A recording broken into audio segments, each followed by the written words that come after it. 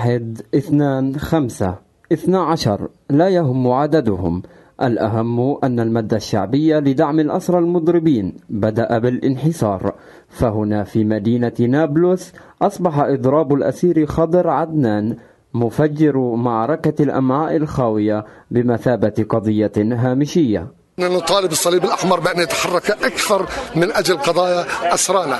جينا أيضا إلى هنا التزاما منا، كل حر شريف لازم كان يجي يوقف هنا.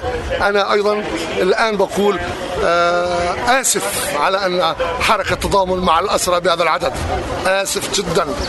ولا تزال المؤسسات الحقوقية المختصة بشؤون الأسرى تناشد المواطنين وكافة الجهات الرسمية بتكثيف التضامن والحضور لفعاليات الأسرى، لكن هذه الدعوات لا يجيبها سوى الصدى. في ظل خوض الشيخ خضر عدنان إضراب عن الطعام منذ أيام عديدة رفضا للاعتقال الإداري، طبعا نحن في دورنا كمركز حقوقي في الأراضي الفلسطينية في مدينة نابلس نظمنا فعالية تضامنية مع الشيخ خضر عدنان في مدينة نابلس منذ أيام.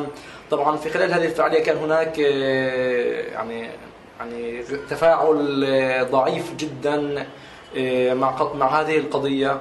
ربما يعني قلة التفاعل أصلا يعني هي شيء اعتيادي اعتدنا عليه، لأنه الشارع الفلسطيني بشكل عام يشهد طوال العام غياب عن الساحة وغياب عن التفاعل الجماهيري مع قضية الأسرى.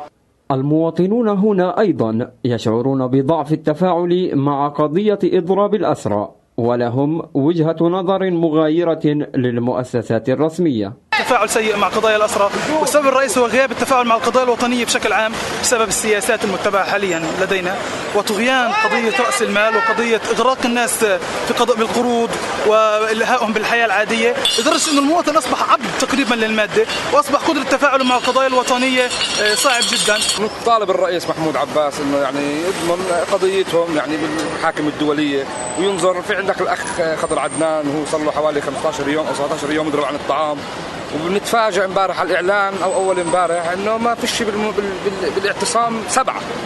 طب ليه؟